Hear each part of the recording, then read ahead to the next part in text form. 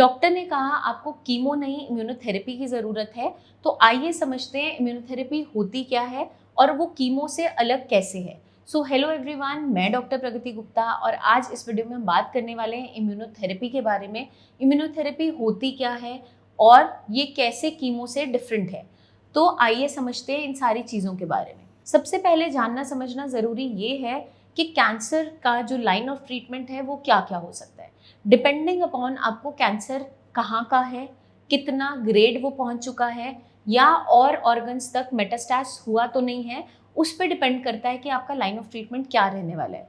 कुछ केसेस में सर्जरी के बाद कीमो दी जाती है, रेडिएशन दी जाती है, टारगेटेड सेल थेरेपी दी जाती है, इम्यूनोथेरेपी दी जाती है। तो वो डिपेंड करता है और आपका ऑन्कोलॉजिस्ट डिसाइड करता है कि आपका बॉडी किस ट्रीटमेंट को सपोर्ट करने वाला है और आपका कैंसर का टाइप कैसा है। तो अब जो हमारी कीमोथेरेपी होती है वो कैंसर सेल्स को टारगेट करती है और उन्हें ख़त्म करने में मदद करती है, लेकिन कई सारे साइड इफ़ेक्ट्स हमें साथ में देखने को मिल जाते हैं। जैसे बॉडी में बहुत ज़्यादा कमज़ोरी आने लगती है, फटीग बहुत ज़्यादा है, नोज़िया वॉमिटिंग बनी रहती है, हेयर फॉल शुरू हो जाता है। तो ये कॉमन साइड इफ़ेक्ट्स हैं कीमो के।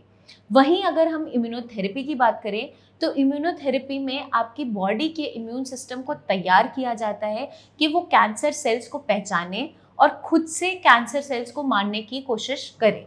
तो यही जो है बेसिक डिफरेंस है दोनों थेरेपीज़ के बीच में। इसको आप एक सिंपल एग्जांपल से समझ सकते हैं कि जैसे अगर किसी को पुलिस वाले को पकड़ना है, किसी क्रिमिनल को, तो उन्हें अगर पता चल गया, उन्होंने शक्ल देख लिया कि जो क्रिमिनल है वो कैसा दिखाई देता है, तो उनके लिए आसानी हो जाती है। वैसे ही सिमिलरली हमारी बॉडी के इम्यून सिस्टम ने अगर कैंसर सेल्स को पहचान लिया तो उनके लिए काम करना ईजी हो जाता है उनको ख़त्म करने में। बट कई बार बॉडी कुछ ऐसे सिम्टम्स या सिग्नल्स दे रही होती है जो कैंसर सेल्स को पहचानने में इनहिबिशन कॉज कर रहे होते हैं।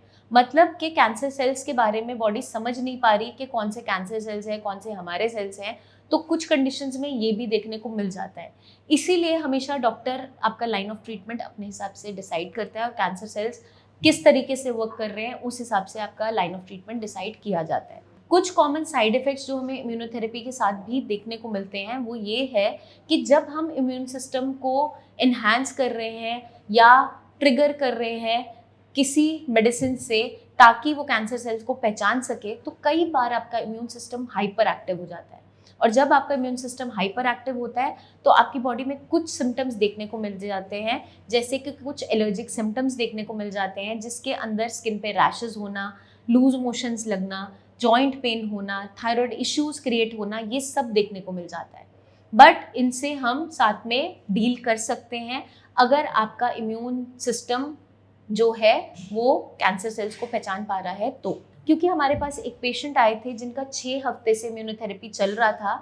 साथ के साथ हमने उनके ब्लड टेस्ट रन करते रहे हमेशा, LFT, KFT, जिसमें liver function test, kidney function test, thyroid function test भी करवाया गया। तो आगे चलकर उनको थायराइड इश्यूज क्रिएट हो गए थे, लेकिन वहाँ पे मेडिकेशन की सपोर्ट के साथ थायराइड इश्यूज को सॉल्व करते हुए साथ में उनकी इम्यूनोथेरेपी कंटिन्यू चलती रही।